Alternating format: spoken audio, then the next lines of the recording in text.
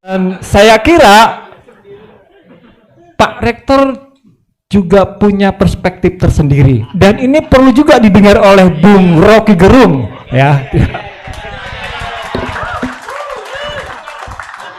Jadi saya sejak Pak Rektor boleh mengkritisi secara satir.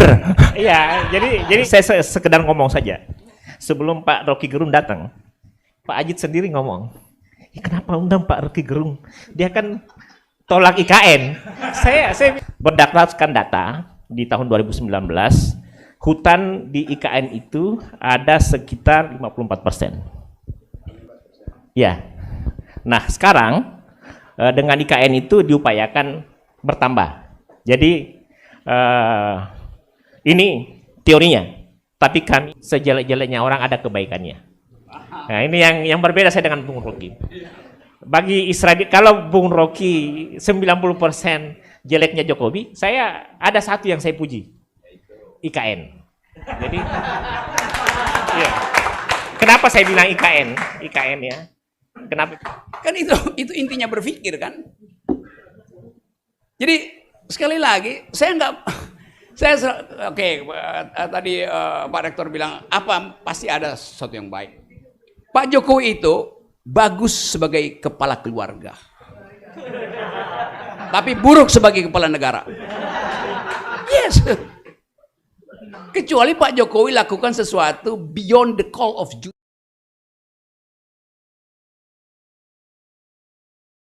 Kita langsung saja mendengarkan pidato kenegaraan dari Presiden Akal Sehat Bung Rocky Gerung. Silakan, Bung Rocky. Tapi rasanya kalau Bung Rocky duduk ini kurang asik. Saya ini selalu memperhatikan cara gaya Bung Rocky ketika berbicara. Lebih asik berdiri. Jadi nanti kita bisa melihat gesturnya Bung Rocky. Karena seringkali Bung Rocky ini memasukkan tangannya ke dalam saku. Silakan Bung Rocky. Beri aplaus yang meriah untuk Bung Rocky Gerung. Oke. Terima kasih buat kompor yang udah panas. Saya senang selalu kalau bertemu dengan komunitas pikiran itu. Artinya akan ada pertengkaran. Tapi bertengkar dengan pikiran itu memang fungsi dari kampus. Kampus dirancang untuk menggeleng, bukan untuk menganggu-anggu. Apalagi terhadap negara tuh. Kalau kita pelajari riwayat universitas di seluruh dunia dari 300 tahun sebelum Masehi, kampus itu dirancang untuk mengatakan tidak pada kekuasaan, mengatakan tidak pada kekuasaan. Dari menidak itulah timbul percakapan akademis. Jadi tadi Pak Pembina memakai beberapa istilah yang saya bisa langsung tahu konteksnya itu. Ali Syariati.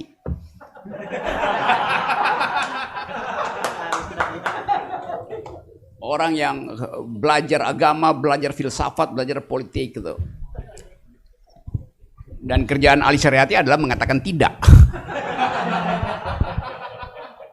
Lalu ada istilah baru, istilah diucapkan tadi, dialektika. Dialektika artinya menidak.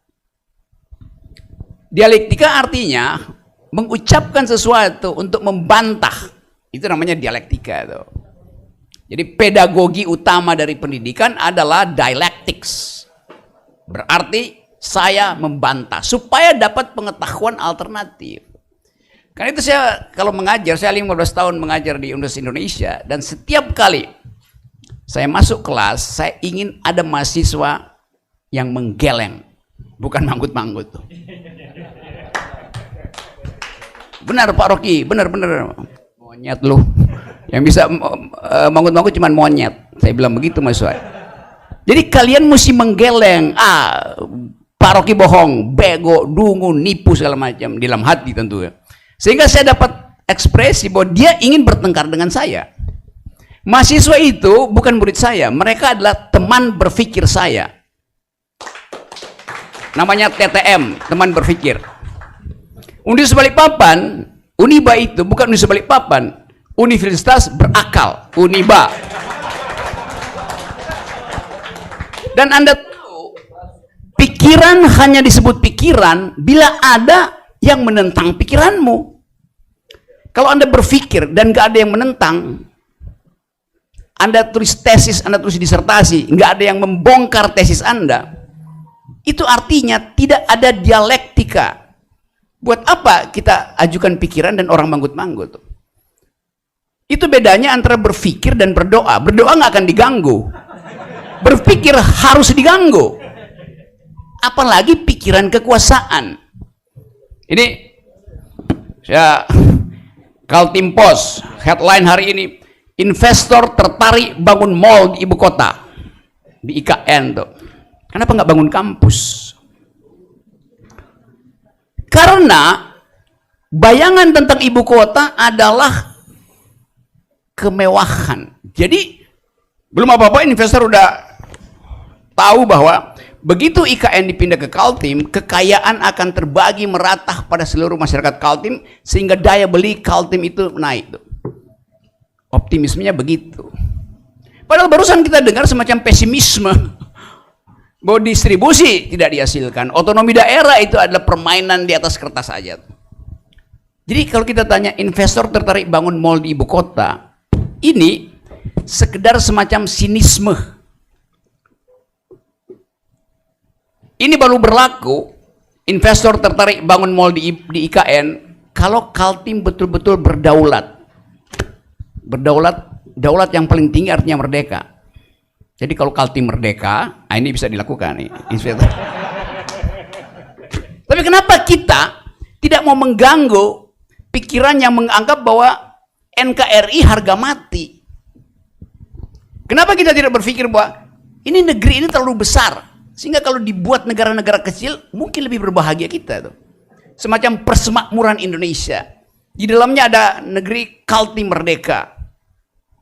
Ada Riau, ada Aceh, ada Papua. Kan semua itu adalah potensi untuk menghasilkan kembali keadilan. Kenapa Papua marah-marah, bergolak? Kenapa Aceh ingin merdeka? Kenapa Riau juga mempromosikan otonomi semaksimal mungkin? Demikian juga Maluku, Minahasa. Jadi faktual, semua kita sebagai bangsa, kita tidak berupaya untuk melihat kemungkinan bahwa kalau negara ini dibuat kecil-kecil, bangsa ini dibuat kecil, mungkin kita lebih bahagia. Sama seperti Amerika, ada negara bagian tuh, persemakmuran Inggris segala macam. Jadi bayangkan itu. Ini kalau ada teman di sini yang bikin tesis doktornya, itu saya mau jadi pembimbing tuh. Karena bangsa ini memang dimaksudkan dari awal untuk bersatu karena ada perbedaan. Kan filosofi bangsa ini, kita bersatu karena ada perbedaan. Dulu pemikir bangsa kita berpikir begitu. Karena ada perbedaan kita mesti bersatu. Sekarang dibalik, demi persatuan tidak boleh ada perbedaan. Itu konyol cara berpikir istana itu. Ya, betul. Sekarang semua headline harus sama. Semua kampus di Kalimantan harus sama, yaitu pro IKN. Padahal saya tahu banyak dosen yang merasa ragu dengan IKN itu. Ya, sebagai akademisi, coba kita gambarkan, kalau dia akademisi, dia tahu bahwa keputusan politik yang menyangkut hajat hidup orang banyak harus dimulai dengan AMDAL. AMDAL dulu, baru keputusan politik. Yang terjadi di IKN, Presiden Jokowi telah memutuskan untuk memindahkan ibu kota, lalu kampus-kampus diminta lakukan AMDAL. Dungunya di situ.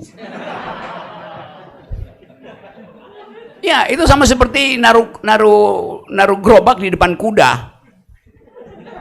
Ya nggak jalan-jalan. Saya terangkan itu secara metodologis. Kalau kita belajar environmental ethics, AMDAL di dalam filsafat lingkungan adalah usaha maksimal untuk menghalangi pembangunan infrastruktur. Itu filosofinya. Kalau akhirnya lolos, itu artinya infrastrukturnya betul-betul environmental friendly, ecological sound. Itu intinya tuh. Jadi memang AMDAL itu adalah nasihat alam untuk melindungi dirinya sendiri. Jadi filosofi itu mesti kita pastikan ada di situ tuh. Sekarang kita lanjutkan dengan keadaan kita hari ini. apakah kita tadi masih bisa memikirkan masa depan itu? Tadi saya di tempatnya brand Politika membahas soal kecemasan generasi muda sedunia tentang masa depan. ILO barusan mempublikasi hasil riset mereka tentang apa yang disebut harapan setelah COVID selesai itu. Di situ diperlihatkan bahwa, dan ini penting diingat oleh teman-teman di sini, usia kerja 15 sampai 25 tahun setelah COVID adalah usia yang paling rentan untuk mengalami penderitaan karena tidak ada pekerjaan. Itu di seluruh dunia itu, begitu. Dan dari skala 15 sampai 25, perempuan adalah yang paling rentan terhadap janji masa depan. Karena kondisi sosial kita masih mengunggulkan laki-laki. Juga dalam statistik yang sama diterangkan bahwa yang berpotensi untuk masuk lapangan kerja 40% adalah laki-laki, perempuan hanya 17%. Jadi Anda lihat bagaimana dunia ini masih rentan terhadap gender equality itu. IKN itu juga adalah akibat dari arogansi patriarki itu. Dengan asumsi bahwa bila ibu kota dibangun, maka lapangan kerja akan terbuka. Padahal kita tahu di Kaltim ini kondisi SDM-nya sangat parah itu. Coba bayangkan kalau Pak Jokowi bilang, saya akan bangun kampus dulu, baru saya bangun ibu kota negara. Supaya Kaltim bisa jadi ibu kota pikiran. Itu yang lebih mewah sebetulnya tuh. Nggak ada di dunia ini orang menganggap bahwa satu waktu ibu kota itu akan dianggap sebagai, yaitu artefak aja, orang nggak peduli itu. Karena orang akan berkantor di cloud. Elon Musk sekarang sudah merancang kota di Mars. Anda baca kira-kira 2 minggu lalu, salah satu perancang kota masa depan di Mars adalah seorang perempuan warga negara Indonesia. Arsitekturnya dihitung sedemikian rupa sehingga memungkinkan orang bisa bekerja dari Mars.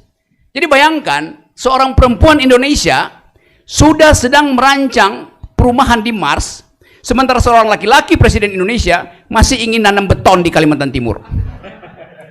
Jauh betul jarak intelektualnya. Sungguh ini saya serius mengatakan itu. Tapi Anda bisa buka di internet tentang future city yang dirancang oleh perempuan Indonesia.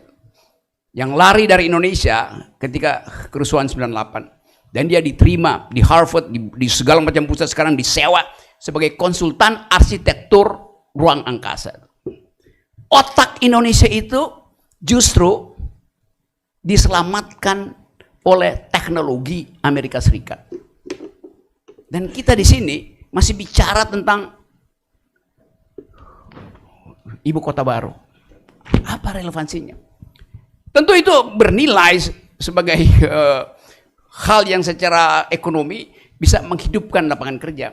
Tapi dari perspektif ilmu pengetahuan, itu adalah barang yang udah nggak laku. Orang bangun ibu kota nggak laku.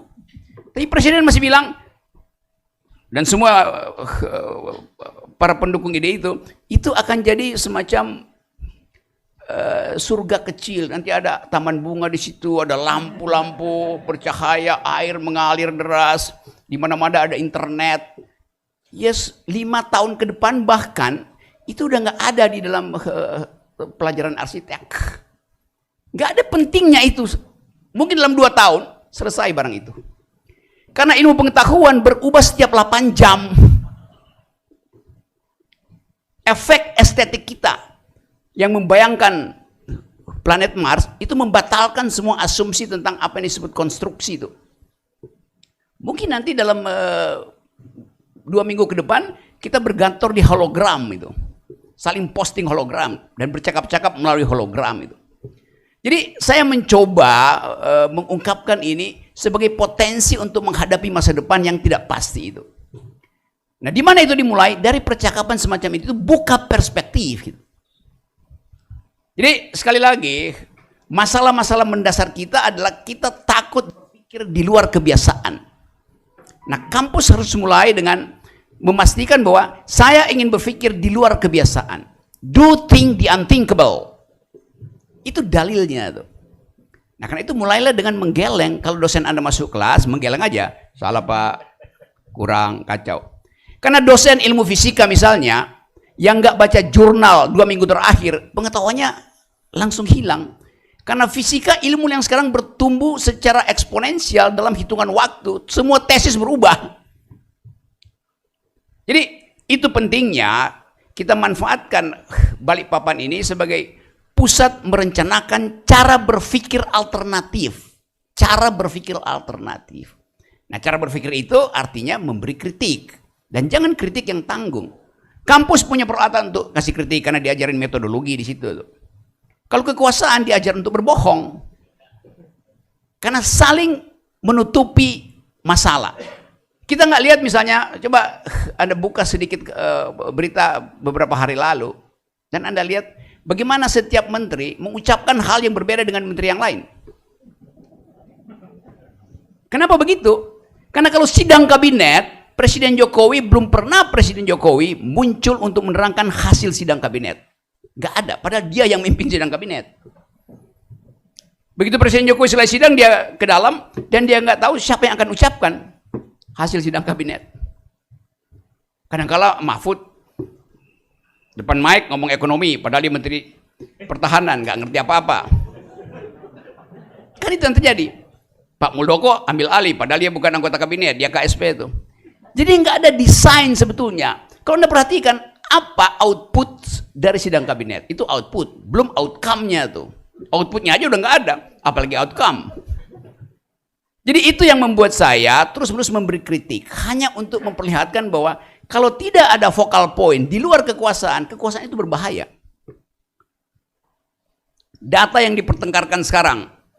Pemerintah bikin LKPP, apa namanya itu? Laporan Keuangan Pemerintah Pusat.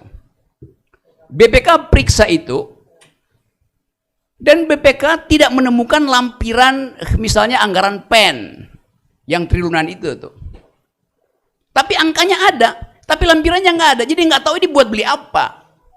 Padahal buat peneliti yang lebih penting adalah lampirannya, bukan nilainya tuh. Sekarang kita mau riset apa tentang PEN? Lampirannya nggak ada. Masa terima aja data itu? Demikian juga BUMN bikin laporan, tapi kemudian terlihat bahwa kok semuanya bagus. Padahal tagihan internasional terhadap separuh BUMN kita ada di semua media internasional. Yang ini udah default, yang ini udah ngutang, yang ini udah nggak bisa bayar, yang ini masih dalam autopsi forensik auditor itu. Tapi kemudian terlihat kok bagus semua tuh. Karena ada yang namanya holding company. Jadi yang busuk-busuk dimasukin sama-sama yang bagus ya jadi bagus juga tuh. Itu tipuan-tipuan autopsi begitu tuh. Jadi sekali lagi saya senang betul karena ini satu kesempatan bagi kita untuk membuka perspektif. Apalagi kita anggap bahwa Kalimantan ini begitu dibuka IKN itu hak burung untuk bertengger di pohon nggak ada lagi tuh. Hak cacing untuk menyuburkan tanah hilang karena diganti dengan beton itu. Hak air untuk mengalir dari bumi menjadi sungai kecil melewati kapiler pohonnya berubah jadi hijau daun, fotosintesis lalu menguapkan jadi embun di pagi hari, nggak ada tuh. Jadi ongkos ekologinya sangat mahal. Itu poin saya yang selalu saya ingin terangkan. Bahwa yang kita ganggu bukan sekedar kebijakan pemerintah, tapi kebijakan pemerintah yang nggak bisa melihat cara berpikir masa depan.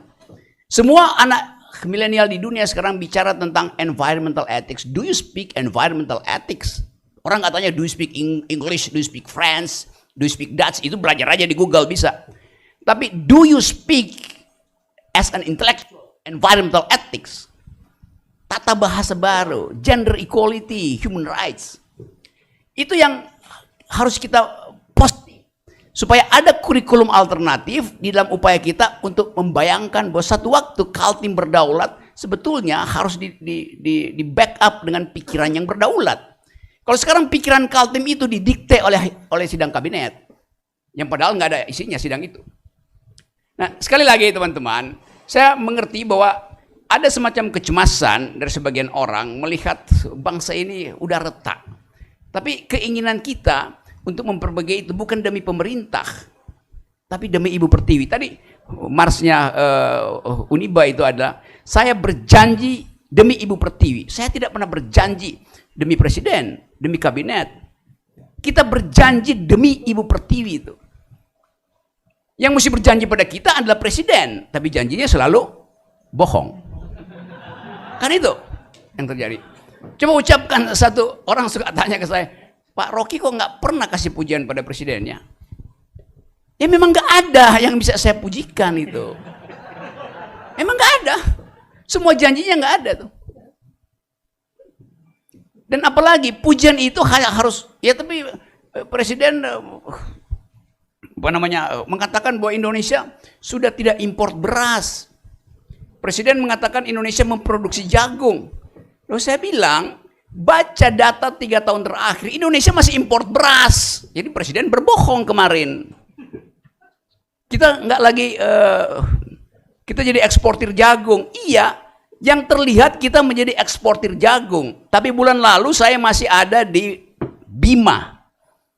Di Bima itu dulu, sepanjang jalan dari, saya naik ke Gunung Tambora, dari Bima menuju Tambora, ke Gunung Tambora, itu ada hutan yang hijau. Kemarin sebulan lalu saya lewat, itu udah dicoklat semua.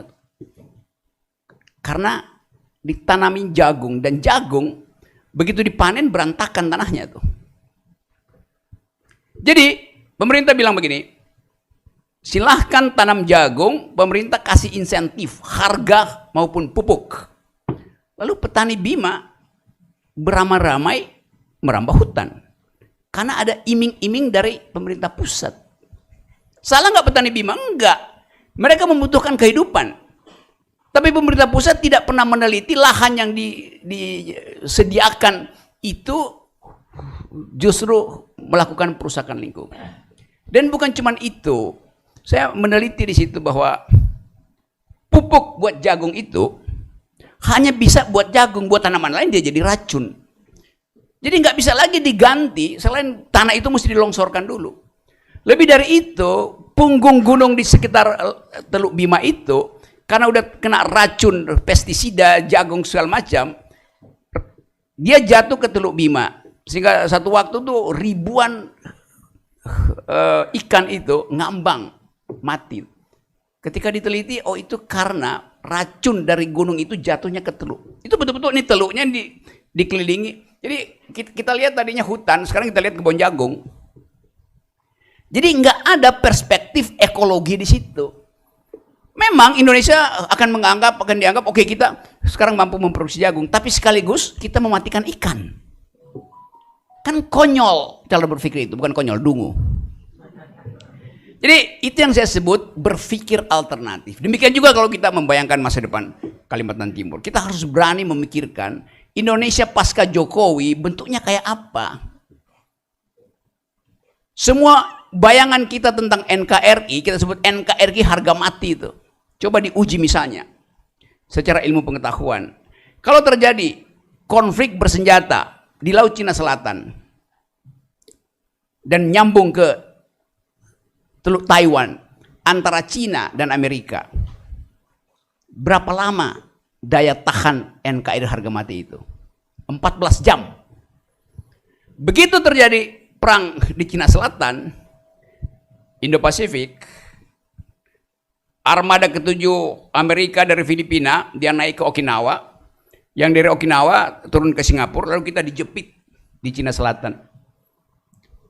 Kita masih mengimpor kentang, bawang, putih dan merah, kedelai, daging sapi, daging ayam, melewati Cina Selatan. Obat-obatan antibiotik di situ semua. Jalur BBM kita ada di situ. Kalau dijepit di situ, dan di atas udara kita Amerika bilang no fly zone, nggak boleh ada pesawat terbang di situ tuh. dalam 14 jam, bayangkan berapa banyak mahasiswa yang nggak bisa lagi makan Indomie. Berapa banyak ibu-ibu di puskesmas yang tidak punya antibiotik, lalu rahimnya mengalami infeksi, dan gugurlah calon-calon pemimpin generasi baru. Itu konsekuensi. Jadi kalau kita bilang Indonesia NKRI harga mati, ya matinya dalam 14 jam. Dan kita nggak mendengar misalnya Presiden Jokowi kasih semacam public address tentang potensi krisis di Indo-Pasifik. Padahal di depan mata kita, itu berseliweran kemarin di atas Taiwan, manuver pesawat-pesawat Cina di situ. Kalau terjadi kekacauan di situ, Bandara Balikpapan akan dipaksa Amerika untuk tempat dia parkir pesawat tempur. Lalu IKN jadi apa? Jadi landasan pacu pesawat Amerika. Jadi bayangan itu mesti kita aktifkan di pikiran, bahwa potensi perubahan global itu berbahaya bagi Indonesia yang tidak stabil secara ekonomi dan keakraban sosial tidak dihasilkan oleh pemerintah. Jadi kemana kita arahkan seluruh orasi ini? Ya pada Presiden Jokowi. Masa pada Rektor Uniba? Kan beliau yang berjanji bahwa akan ada 10 juta lapangan kerja. Nggak terbukti itu. Iya karena COVID. Sebelum COVID lapangan kerja tidak dihasilkan. Jadi itu inti pikiran kita hari ini yang ingin kita diskusikan. Yang terakhir, Presiden diperintahkan oleh konstitusi untuk 2 tugas. Tugas pertama adalah cerdaskan kehidupan bangsa. Tugas kedua adalah pelihara fakir miskin. Hanya itu tugas konstitusi pada presiden. Itu wajib dijalankan presiden. Kalau kita uji sekarang, cerdaskan kehidupan bangsa. Yang mau dibangun adalah mall.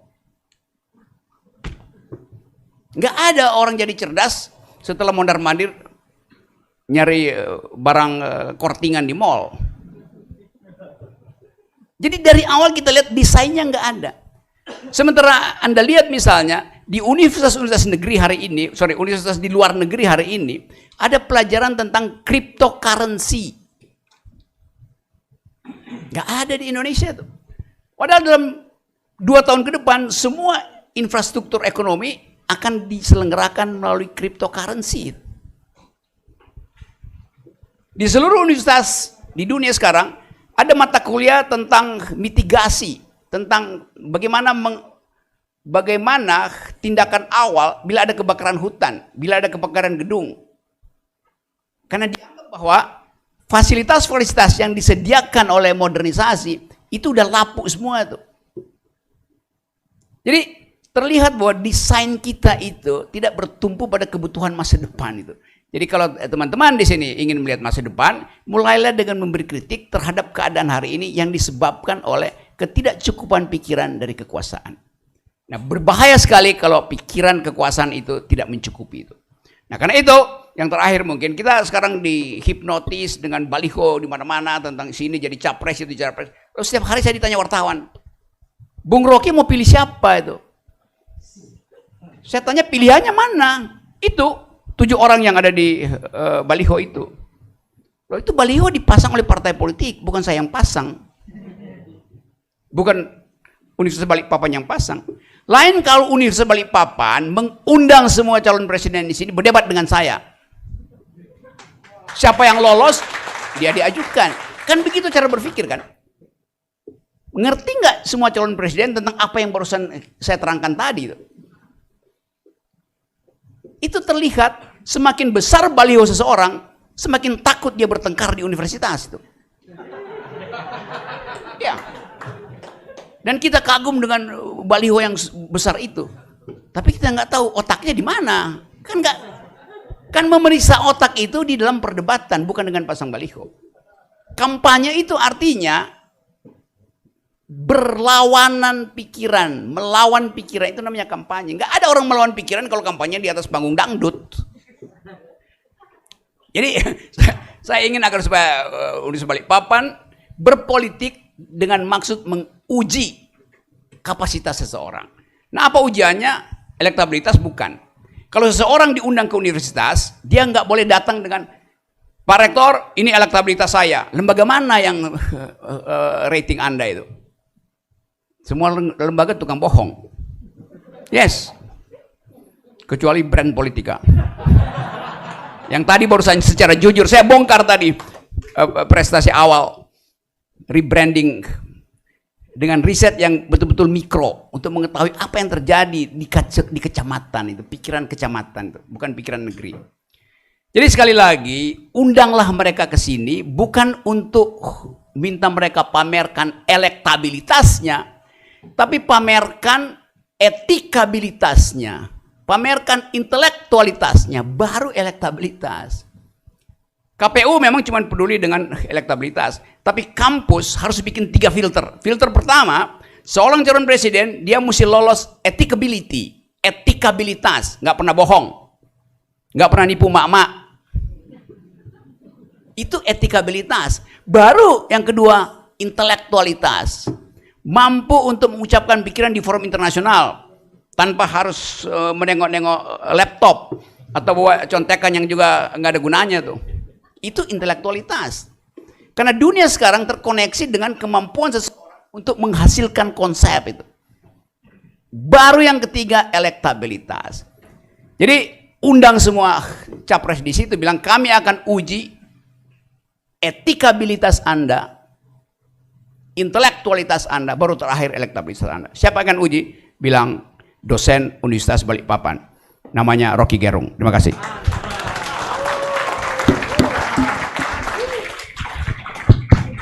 Terima kasih Bung Rocky Gerung. Beri aplaus sekali lagi.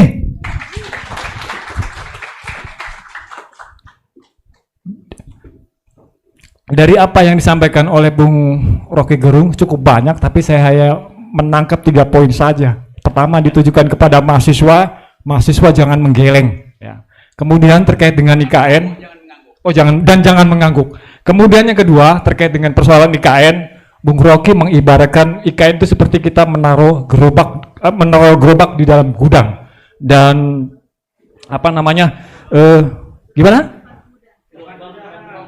Oke, seperti itu. Dan saya kira Pak Rektor juga punya perspektif tersendiri. Dan ini perlu juga didengar oleh Bung Rocky Gerung, ya.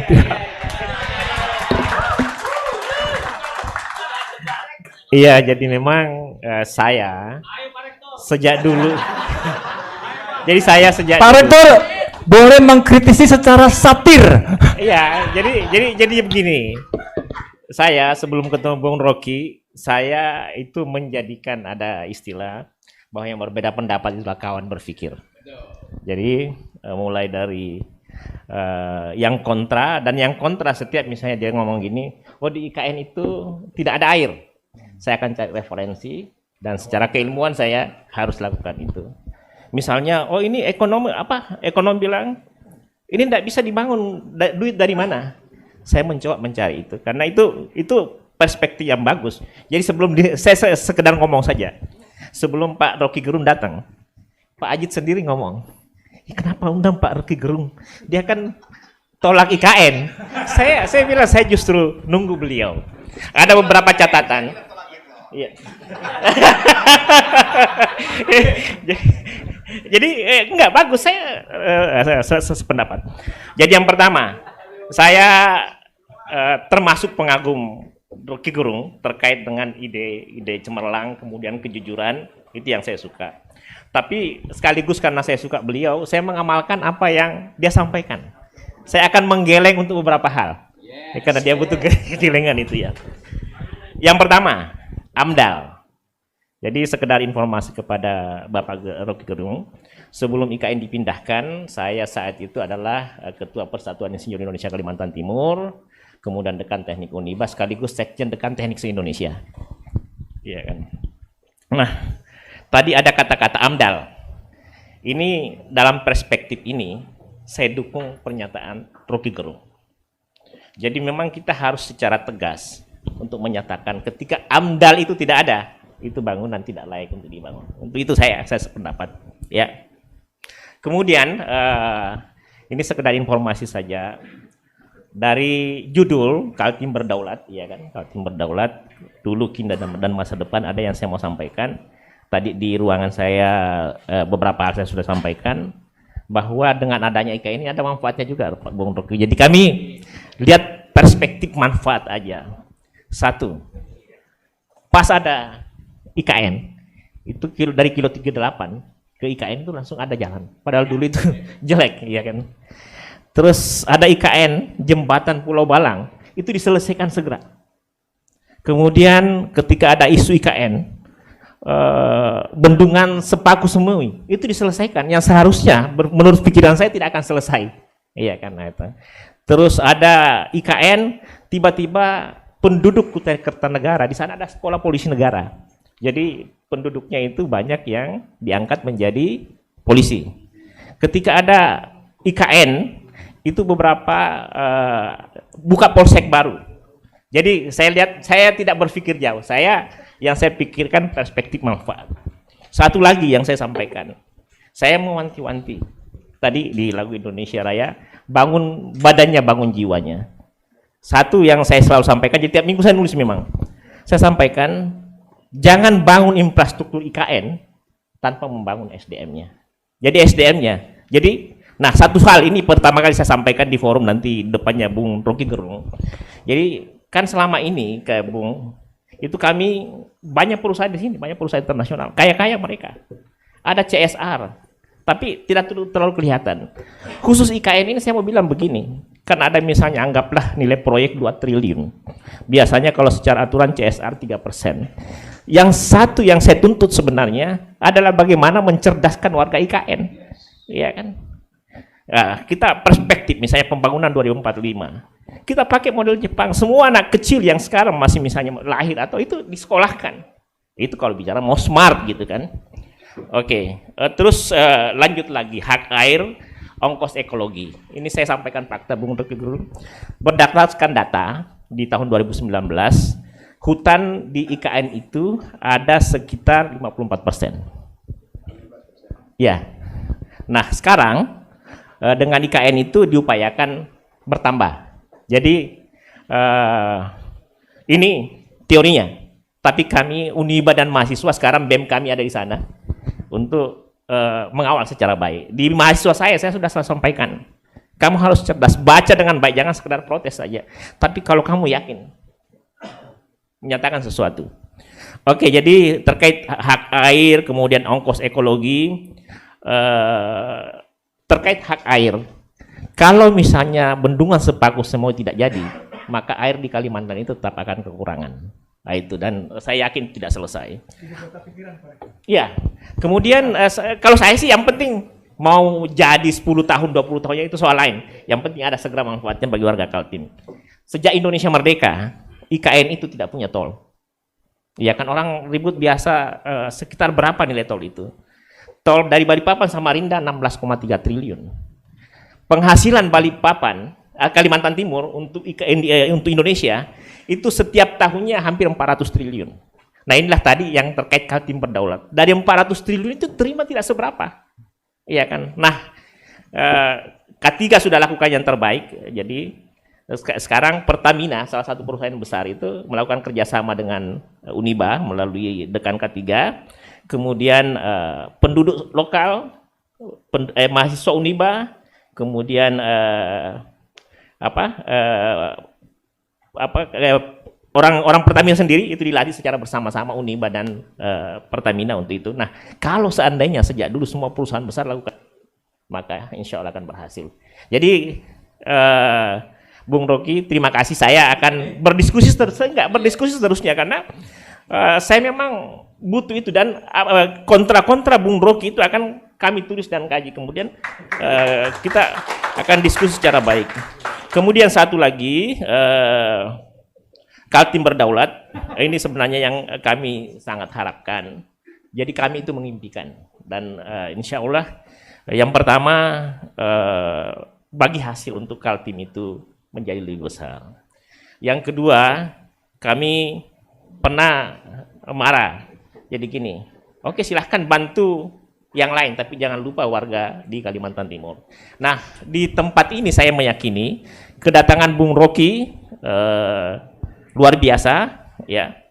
Dan pastinya ada orang bilang sejelek-jeleknya orang ada kebaikannya. Nah, ini yang berbeda saya dengan Bung Rocky. Bagi Israel, kalau Bung Rocky 90% jeleknya Jokowi, saya ada satu yang saya puji, IKN. Jadi, iya. Kenapa saya bilang IKN? IKN ya. Kenapa bilang IKN? Ini sekedar informasi saja, Bung Rocky. Sepaku itu dulu ya Balikpapan Selatan. Sepaku itu satu kecamatan. Itu lebih luas dari Jakarta, Bung. Iya kan? Nah, dengan demikian, yang pertama, sekarang sejak ada di sana, kalau saya lihat asas manfaatnya bagi kita saja, geliat ekonomi, kemudian geliat pembangunan SDM. Jadi sekarang, ini sekedar informasi saja, di Sepaku, siapapun yang ingin punya pelatihan, tinggal dicatat, akan dikasih pelatihan secara gratis. Ya, tapi apapun itu, secara teoritis Undang-Undang Nomor 3 Tahun 2020, Peraturan Pemerintah Nomor 17, 62, 63, kemudian Peraturan Presiden 62 itu baik. Tapi jujur saja, Uniba akan berada di garda terdepan untuk mengawal itu. Ya, dan kita tahu biasanya kadang-kadang tidak sesuai praktek dengan teori, dan Uniba akan hadir di sana untuk memperbaiki itu. Ya, itu saja yang saya sampaikan, sekedar pembanding. Jadi di Indonesia dicatat, Bung. Jadi saya pernah dipanggil menghadap khusus sama orang penting di otorita lah. Salah satu pernyataannya itu Rektor Uniba adalah pengawal utama daripada ibu kota negara. Iya, karena saya sangat yakin bahwa karena IKN itu akan membuat Papua yang selama ini 5 jam ke Jakarta akan singkat. Kemudian satu hal, IKN ini kalau misalnya secara Bhinneka Tunggal Ika, proporsinya ini 35% Jawa, 20% sisanya gabung-gabung. Jadi itulah yang pada intinya. Dan satu hal lagi, dalam perspektif ekonomi, di IKN itu ada yang namanya ALKI 2, Alur Kepulauan Indonesia 2, yang sama dengan Selat Malaka, yang kasih Singapura triliunan rupiah. Nah, bagi saya satu hal, jadi yang ini kata kuncinya begini, IKN ini untuk sementara memberi manfaat yang sangat banyak bagi masyarakat. Kalau orang ngomong merusak lingkungan, nah itu tadi saya sudah sampaikan, data 2019 hutan itu sekitar 54%. Kemudian sekarang secara teori yang akan dibangun itu adalah 70% hutan. Kemudian yang kedua yang saya perlu sampaikan juga bahwa terkait dengan ibu kota negara, itu bekas-bekas tambang. Jadi saya biasa nyari narasumber utama. Jadi Wakil Menteri Lingkungan Hidup pernah ke sini juga hanya untuk menyampaikan seperti itu. Tapi apapun itu, Bung Rocky silahkan apa yang tidak disepakati sampaikan ke saya supaya saya punya otak berpikir dan bisa secara cerdas. Beliau adalah kawan berpikir saya. Sekian, Assalamualaikum warahmatullahi wabarakatuh. Terima kasih Pak Rektor. Saya kira Bung Rocky mendengar dengan sangat jelas karena jaraknya juga sangat dekat. Baik, karena ini namanya diskusi tentu patut ada tanya jawab. Saya kira 3 pertanyaan cukup ya. 1 mewakili dosen, 2 mewakili mahasiswa, cewek dan cowok. Silahkan bertanya dengan cara satir sekalipun agar akal sehat kita tetap terjaga. Dan selain bertanya, supaya suasana ini menjadi rame, silakan sampaikan 1 kata untuk Bung Rocky Gerung. 1 kata. 1 kata. Oke, sebelum saya mulai pertanyaan, Silakan 1 sebutkan nama dan dari mana. Nama saya Ayas Tuan Kota. Saya kebetulan dari Maluku dan dosen baru di Universitas Balikpapan. Teknik industri. Oke, 1 kata buat Pak Rocky Gerung, Anda memang prof. Oke, terima kasih. Dan hari ini saya akan menggeleng kepala juga. Dari semua pemikiran Pak Prof, saya ikuti walaupun beberapa poin yang banyak yang saya tidak sepakat juga. Oke, yang pertama ketika berbicara tentang NKRI harga mati, saya sudah mencoba kita sudah beberapa kali untuk meminta bahwa NKRI itu bukan harga mati. Buktinya kita minta merdeka, Maluku minta merdeka, tidak dikasih. Dan kemudian dulu saya punya militansi itu kuat. Kemudian bahkan kalau misalkan para Rocky bilang bahwa kita harus mendirikan negara federasi seperti Amerika, bahkan saya bilang saya mau merdeka sendiri. Tapi fakta membuktikan bahwa konflik Indonesia tidak semudah membicarakan tentang konflik seperti di Amerika. Saya sudah merasa itu, saya korban 99 dan saya harus bergulat dengan politik 99 untuk menyatakan kemerdekaan, menentang pemerintah rezim Soeharto, toh ujung-ujungnya masyarakat menjadi korban. Makanya saya hari ini masih bertahan di NKRI harga mati, walaupun bukan pemerintah buat saya harga mati, gitu.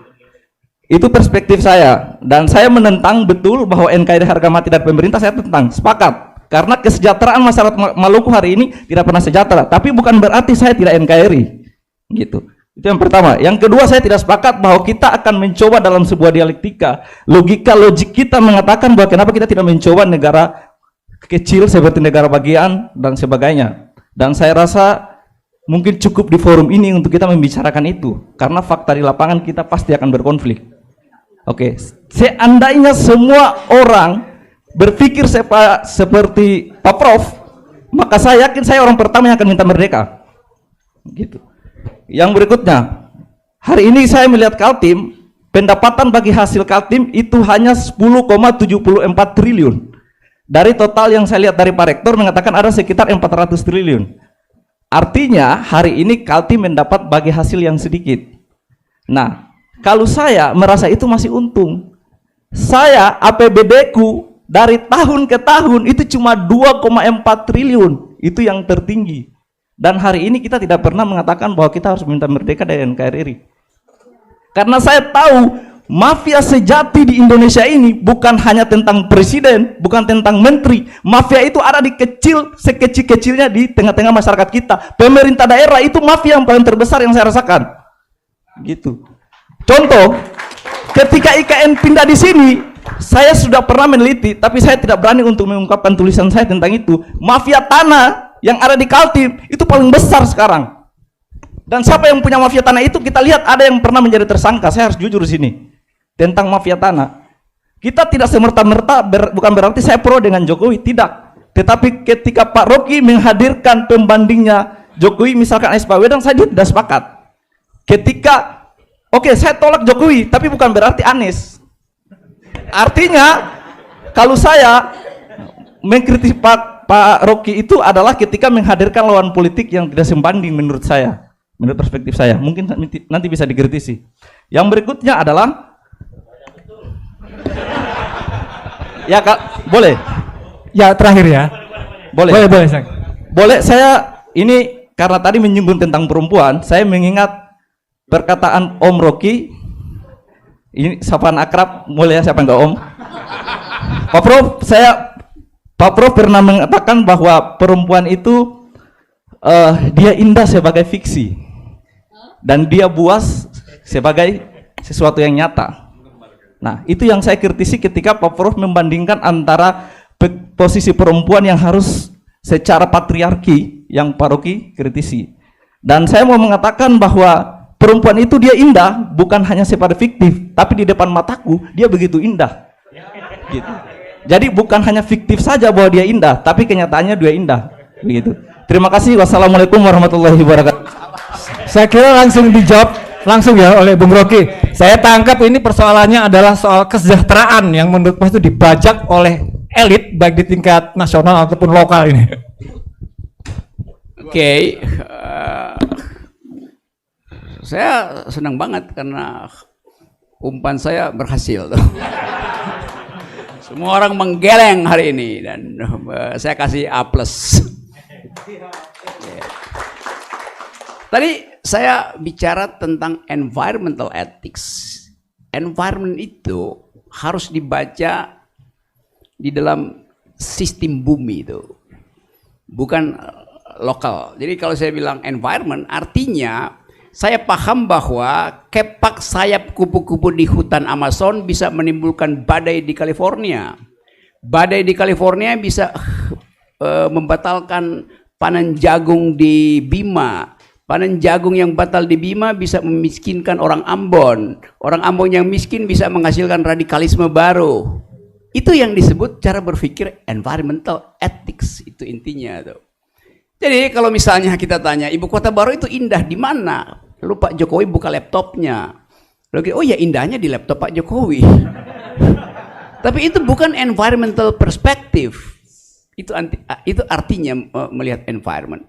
Kalau kita lihat dari udara, tutupan hijau Indonesia itu makin lama makin banyak. Jadi kalau dibilang itu apa namanya tanah merah yang terbengkalai, sekarang tutupannya makin banyak. Tetapi itu dilihat dari udara. Kalau kita periksa, dia jadi hijau karena lapangan golf, karena sawah, karena jagung. Itu bukan yang disebut keanekaragaman hayati.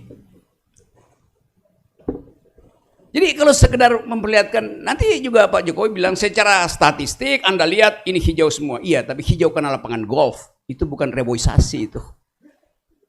Itu intinya. Saya kasih perbandingan misalnya tuh. Papua itu punya hutan 37 juta hektar. 80% adalah hutan primer. Di dalam hutan primer itu ada kurang lebih 20.000 jenis tanaman. Jenis ya. 600 jenis mamalia. 7.000 jenis ular. 120 jenis serangga. Dan 400 masyarakat adat. Di hutan 37 juta itu. Lalu diputuskan oleh kabinet, kita akan bikin food estate di situ. Konsekuensinya, babat hutan itu. Bikin jalan di tengah hutan itu. AMDAL artinya, tanya pada penghuni habitat itu. Cacing, Anda mau nggak dipindahkan dari gemburnya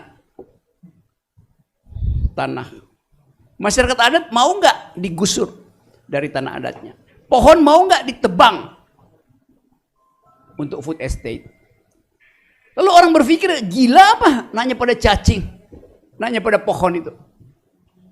Karena pada waktu itu kira-kira 8 atau tahun 70-an nggak ada yang disebut perspektif hukum lingkungan.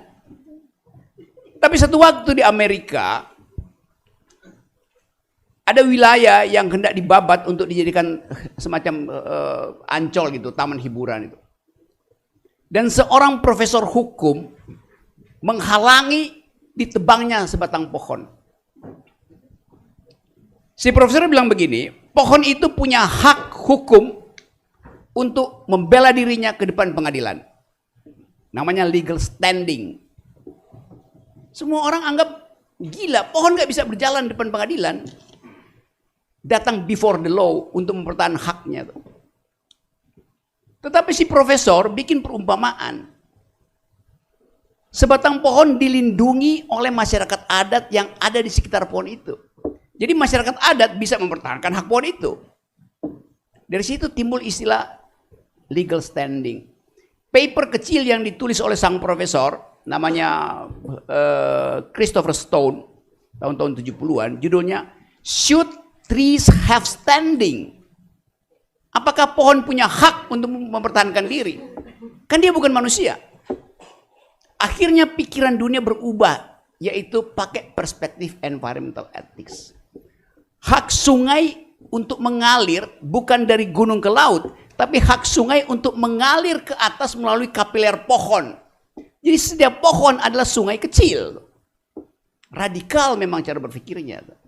Jadi kalau kita tebang pohon di Kalimantan, kita juga menutup aliran air dari akar ke ujung daun. Itu yang disebut cara berpikir environmental. Dan ini memang revolusioner. Karena kita menganggap bahwa habitat itu adalah hak ekonomi dari manusia. Itu pendekatan antropologis tuh.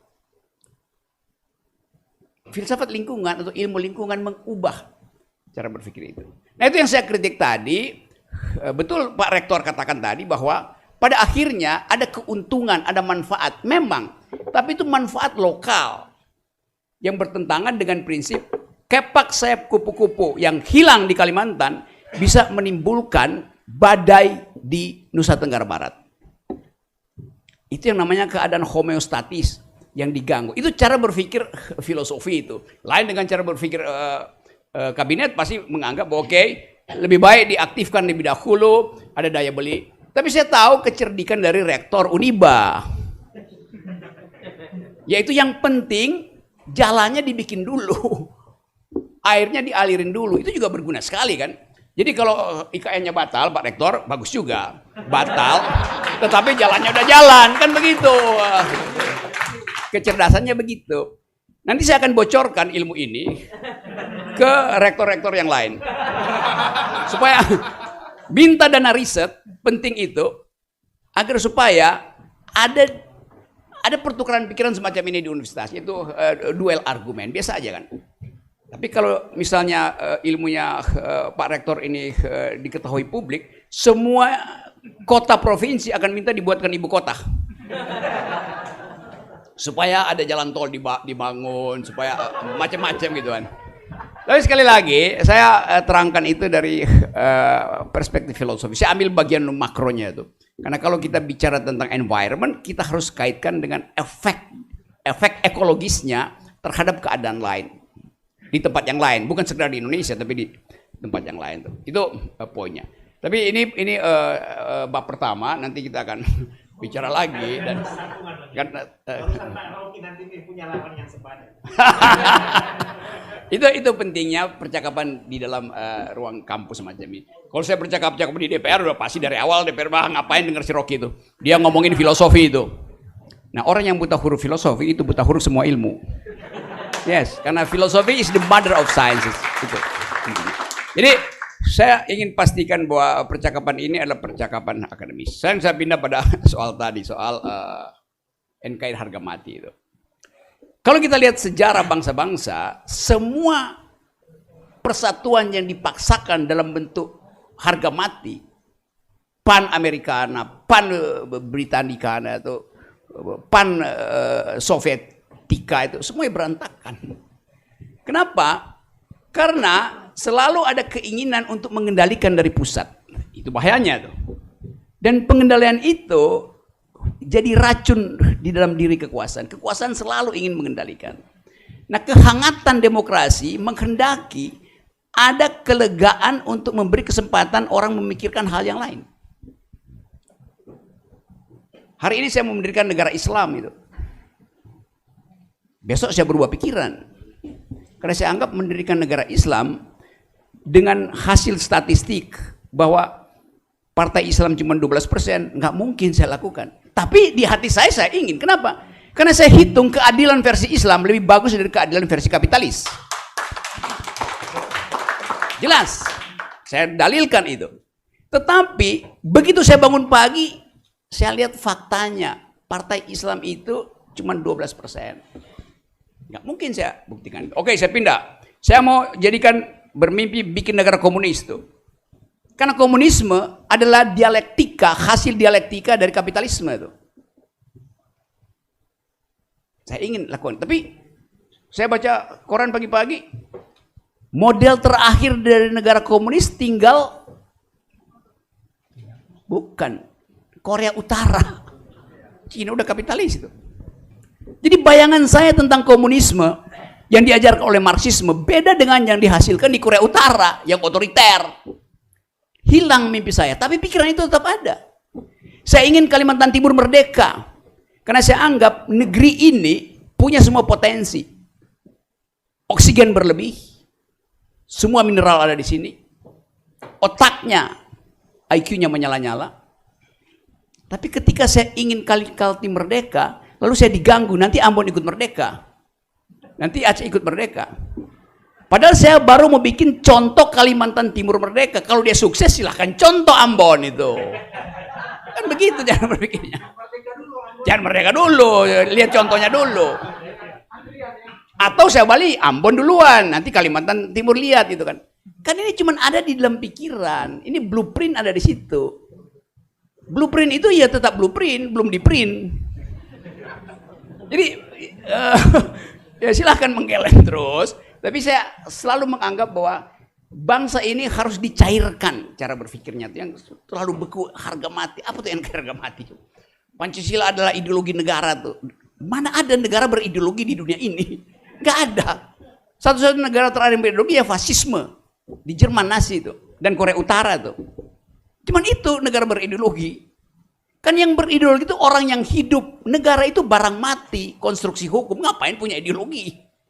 Ngaco cara berpikirnya kan. Tapi disebutkan, di mana pernah disebutkan bahwa Pancasila itu adalah ideologi negara? Di mana coba? Nggak ada. Bahkan Bung Karno bilang bahwa Pancasila itu adalah fondasi filosofi. Filosofi Grundslag. Fondasi filosofi. Filosofi artinya boleh dipertengkarkan melalui kayak tadi. Di mana ada coba? Pak Harto bilang Pancasila itu adalah asas tunggal. Asas, bukan ideologi itu. Jadi ajaib kalau Presiden Jokowi bilang ini ideologi negara. Dan gak ada yang protes. Saya yang membaca draft perdebatan itu tahu bahwa nggak pernah disebut Pancasila itu ideologi itu. Tapi kan orang nggak mau protes itu yang ngomong adalah bapak bangsa tuh.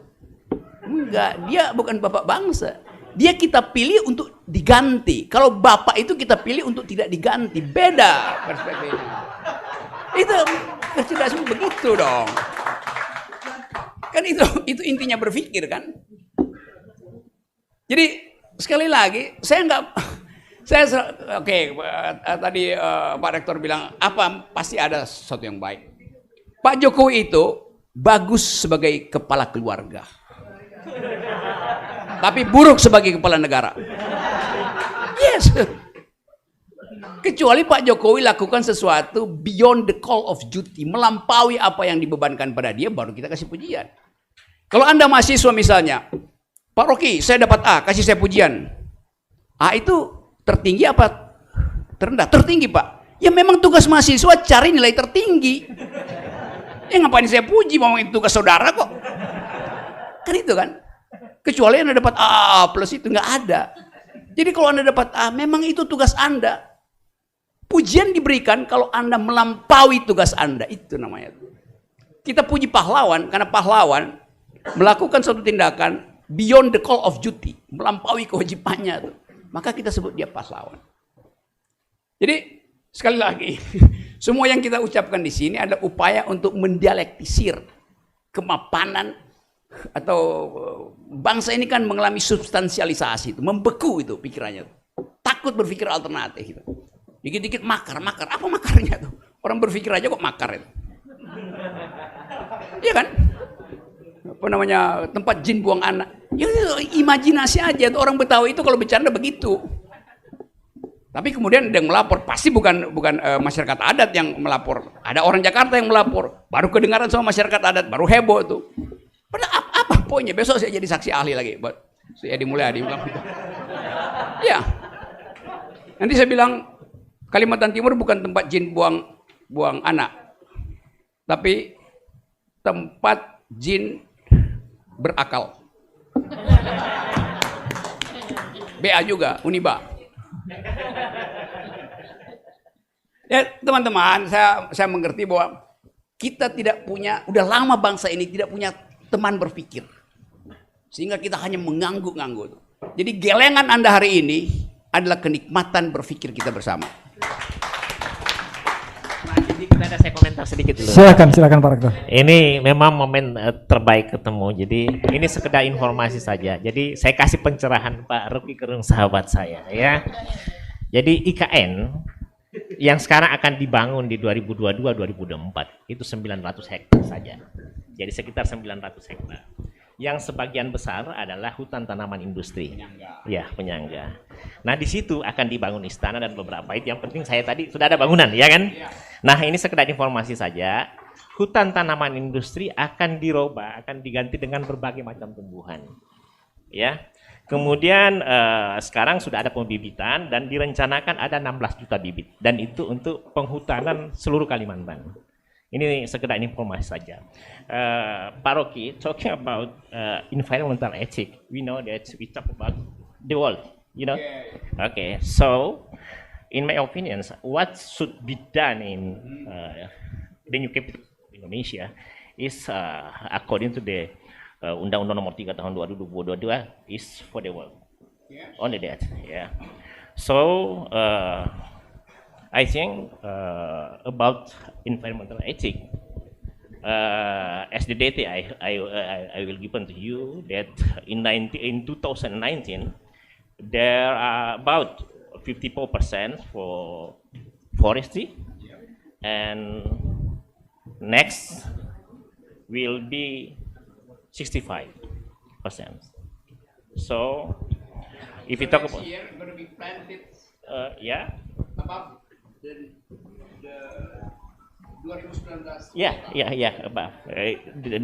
is about 65%.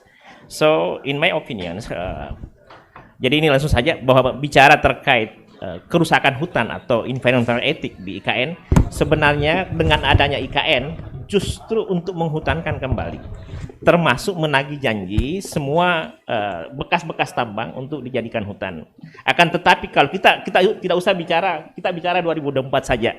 Keuntungan yang bisa diperoleh dari 2024, yang pertama, hutan tanaman industri yang dimiliki konglomerat ya akan diambil alih. Nah, itu satu. Dan sekarang udah mulai. Ya, udah mulai. Terus yang kedua, hutan itu akan dijadikan hutan sesuai dengan komposisi hutan dalam arti sesungguhnya. Yang ketiga, insya Allah akan bermanfaat. Setelah 2024 itu soal lain. Yang penting kasih jari dulu itu. Ya, sekian. Itu aja. Terima kasih. Assalamualaikum warahmatullahi wabarakatuh. Baik, terima kasih. Saya